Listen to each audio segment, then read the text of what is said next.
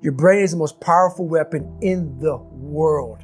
Once you put away your phones and your computers and all that we have nowadays, yeah, that's great.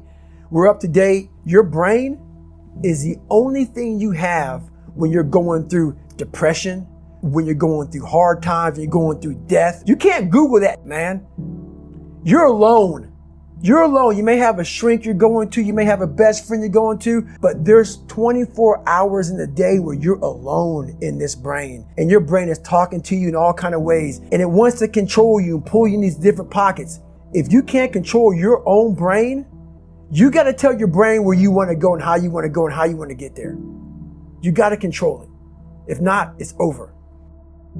What existed for me was, okay, man, how am I going to make this work? And all I knew back then was hard work. The only way anything gets accomplished. That's all I heard back in those days. You got to work hard. You got to work hard. I can't get this paragraph. I can't remember what's in this paragraph to pass this test to get in the military. Read again. Still not getting it. Read again. But if you're not getting it, write it out. And that's how I started learning.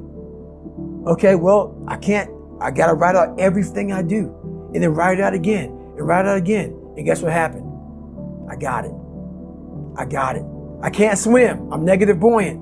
Go back again. I can't swim. Go back again. Go back again. Go back again. I got it.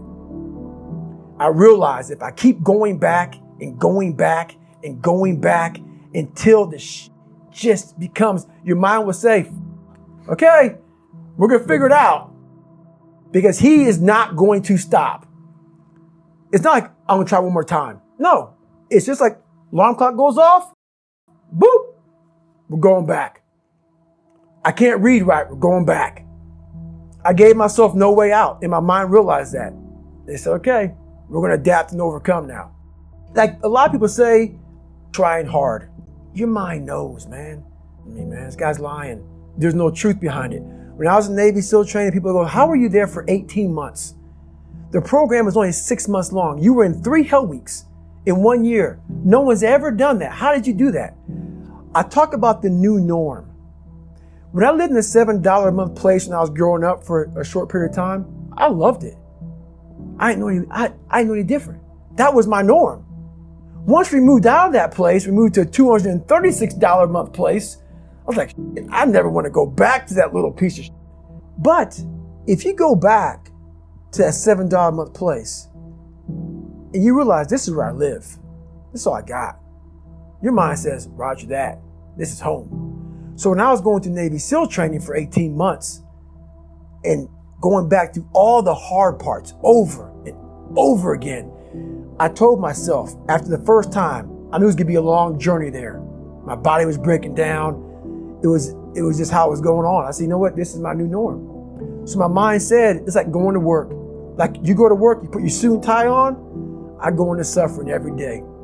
Every day, suffering, being broken, duct taping my feet up, stress fractures, shin splints, being broken. This is my new norm. And your mind says, if we're not broken, this ain't normal.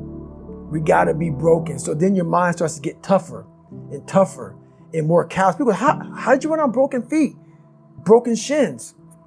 My mind knew this is how we operate. We're in Navy SEAL training. This is what we are. I became hell. And that became my new norm. I gave myself no way out. There was nothing outside these walls of hell. Nothing. I love God, but for a short period of time, I became the devil because that was hell. I became the boss, the owner, the CEO of Navy SEAL training. That was my mindset. And that's how you get through things. You immerse yourself wherever it is, and you become that. You become that and give yourself no way out. When I was 297 pounds and I was fat as hell trying to be a Navy SEAL, the scariest thing in the world to me, even to this day, was that could have been the rest of my life. I thought then I was trying hard. That's the scariest thing in the world. I thought then, 297 pound, working for Ecolab, spraying for cockroaches, making $1,000 a month. I thought that was me at my 100% potential. Come to find out, a few years later, I wasn't anywhere near that. 106 pounds less, graduate Navy SEAL training, went on to do all these other things. Looking back on that, that was me trying hard. That's why people got to understand what is in us. We have no idea until we start trying hard. And I mean really trying hard, where you're obsessed with, hey, this is my new norm. My new norm is that, wow, this isn't always fun. It's not always meant to be fun. And that's when you know you're trying hard. People hear my story and think this guy is sadistic. I realized how the brain works. I figured out how the brain works. I'm a scared kid, and that's what gives me so much power. I had no foundation, and I built this off of just researching the mind. The feeling you get is basically invincibility. You realize that you can't do it all the time. When you need to do it, I know I can go to a place that I can live in. And when you know that you can run on broken legs and you can do certain things that a lot of people can do, but they're not willing to do, this power, this sympathetic nervous system of fight or flight, and you're fighting, it gives you this charge of energy of when you're sitting there at 3:30, 4 o'clock in the morning and you're duct taping your feet up because they're broken, and you're doing it by yourself, and you're going through arguably one of the hardest training in the world. And these guys, most of them are healthy, and you're going through it broken, and you're already at a disadvantage, but you're still there. You can feed into that and tap into that for a lot of power.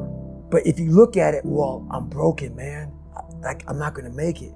But if you look at it as, man, I'm broken and I'm still here, and I'm gonna find a way to get through this because I have no other place to go. It gives you a lot of power. When things start to suck really, really bad, my brain and a lot of people's brain, they don't go to your dad beating you up.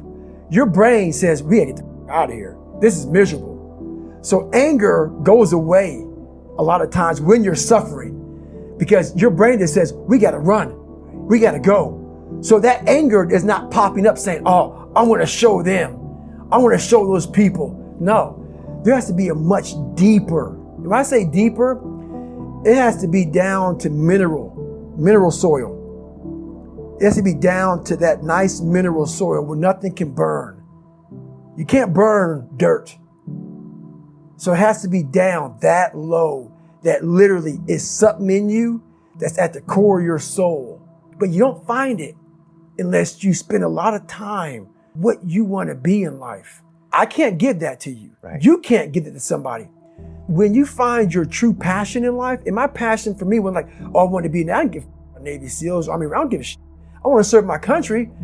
I want to be someone that I'm proud of.